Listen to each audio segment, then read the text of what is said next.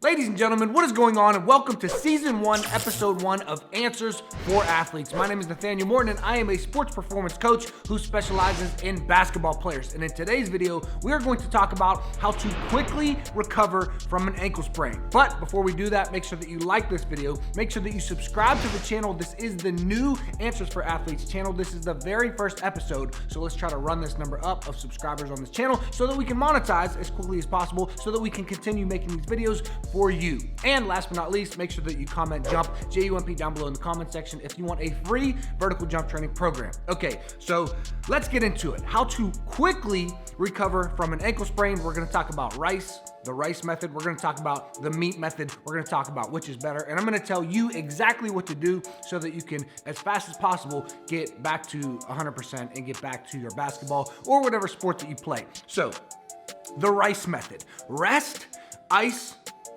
compression, almost forgot how to spell rice, and elevation. So it is said that the rice method is outdated and it is no longer effective. However, the rice method is still good. Trust me, the rice method is still good. There's just one tiny little problem with the rice method. So R, what does the R stand for? The R stands for rest. So is rest going to be good when you're trying to quickly recover from an ankle sprain?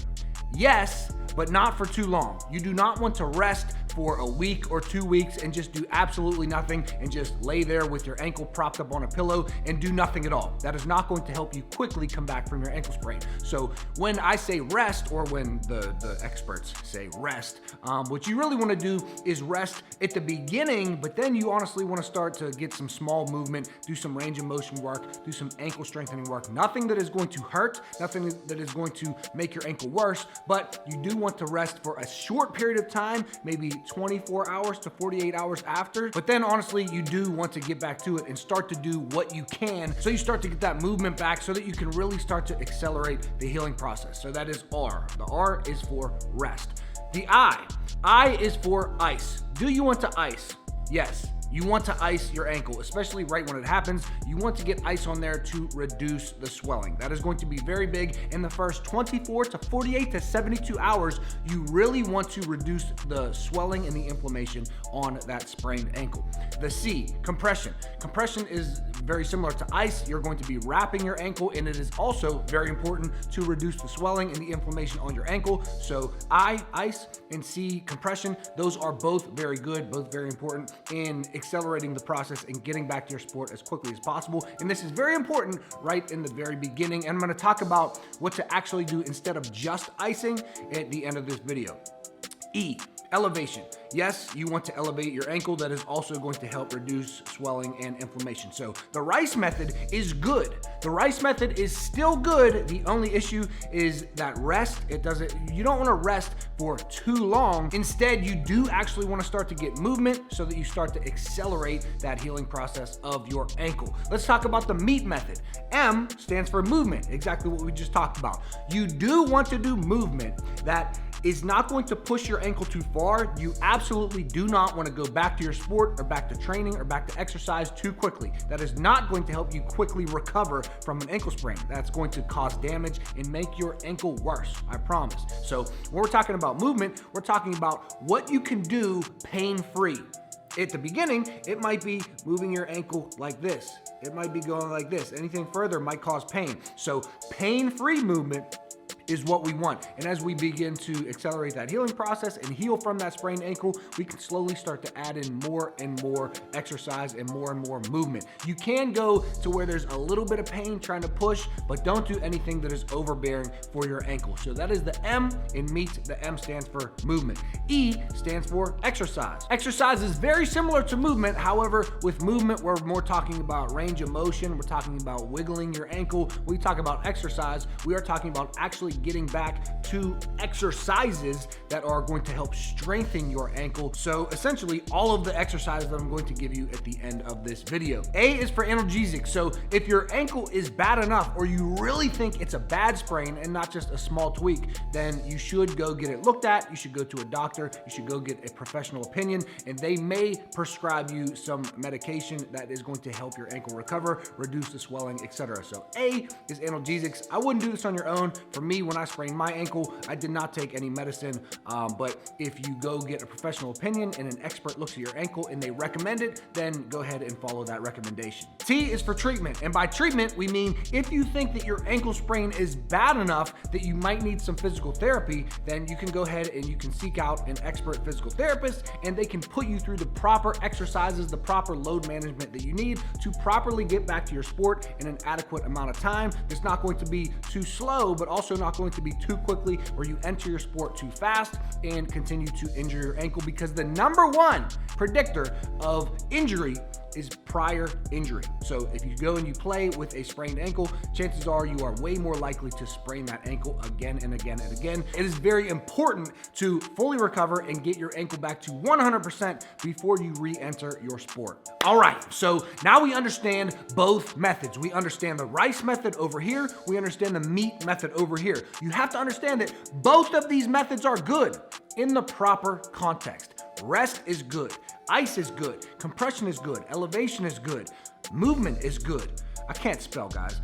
Exercise is good. Analgesics are good. And then treatment is good in the proper context. Exercise is good, but you don't want to do too much exercise too fast. The rule of thumb is anything that is more than a 1 or 2 out of 10 on a pain scale, you don't want to do it. You're coming back too fast, and that's not going to help you quickly recover and get to 100%.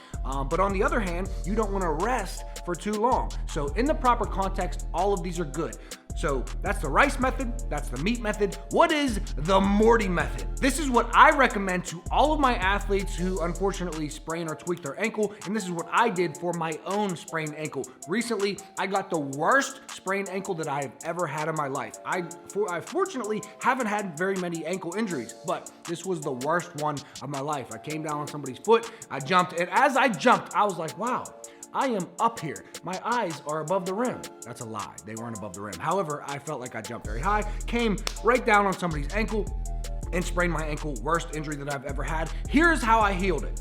Number one, I followed RICE, but for the rest, I really didn't follow the rest too long. But I did ice, I did compression, and I did elevation. But for the ice, instead of just icing, what I recommend is that you do contrast therapy or contrast hydrotherapy. So what that means is just cold for a certain period of time and then hot for a certain period of time. Cold and then hot, cold and then hot. So what I like to do and what I recommend is 10 minutes with a ice pack on your ankle and then 10 minutes with a heating pad, or you can dip your foot in a hot bath and move it around for the range of motion that you can. But 10 minutes cold, 10 minutes hot, and then repeat. 10 minutes cold, 10 minutes hot. So that's 20 minutes total, and you do that 3 times a day. So morning, midday, and night. As soon as you sprain your ankle, you should start to do that. And what that's going to do, why contrast therapy, I believe, is better than just simply ice, is because you are getting the ice to reduce that swelling, reduce that inflammation.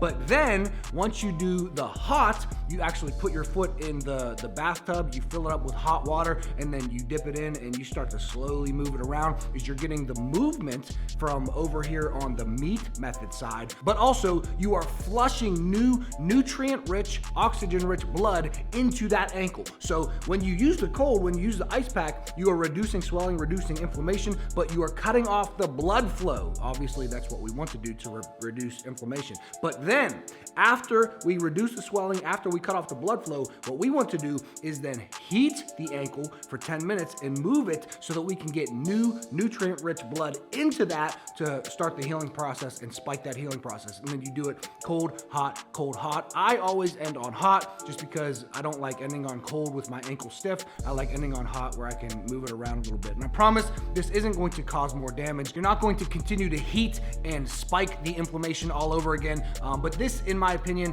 contrast therapy or contrast hydrotherapy, cold tub, hot tub, or cold pack, hot heating pad, cold pack, heating pad, 10 minutes, 10 minutes, 10 minutes, 10 minutes, 3 times a day, morning, midday, and nighttime. That is what I believe is the best thing that you could do for at least the first 3 or 4 days. I know you're not gonna feel like it, but for the first 3 or 4 days, that is exactly what I would do to speed up the healing process as fast as possible. Then, what I would do, and I'm not gonna lay out a full routine because I already have, so what you could do is actually just follow my videos that I plug in right here, but I started by doing my my foot routine, my foot and ankle strengthening routine, and my balance routine. And I did those one in the morning and one at night, but I only did, this is so important, I only did the exercises that did not cause pain higher than 1 or 2 out of 10 on the pain scale. So if I had calf raises, which I do have calf raises in my foot and ankle strength video, I didn't do those at first because they hurt. But after a while of doing my foot strengthening routine and doing my balance routine, which the balance, it doesn't really,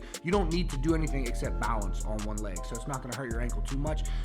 After a while of doing that, I could eventually work my way up and I could do the calf raises pain-free very quickly because I was following this foot and ankle strengthening routine. So just to wrap everything up, what should you do to quickly recover from your ankle sprain? Number 1, you should ice it, but then heat it 10 minutes on, 10 minutes off.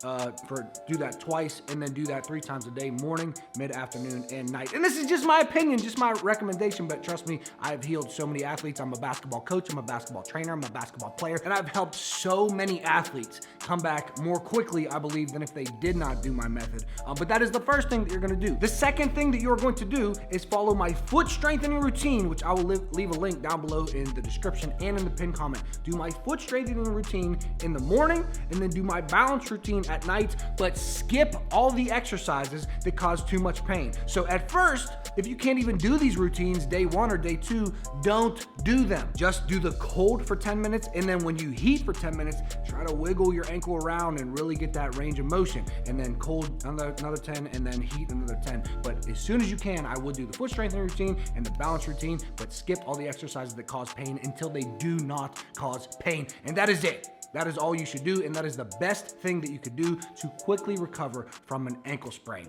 Anyways, this was season 1, episode 1 of Answers for Athletes. Please subscribe to this channel. It's a brand new channel. We're trying to run the numbers up. Comment, jump down below if you want a free vertical jump training program. Fix your ankles, and I will see you guys in the next video. Peace. Young beast mode from the East Coast. A young kid with a West Coast feel, and I don't even know how the West Coast feel. I'm from where it's cold, the city made of steel, where a lot of fold, only couple keep it real right. Back still, keep it real tight. Keep 2 L's just like Cool J. My heart's cold as Ice Cube. Praying it's a good day. I'm at a crossroads, but in a good way.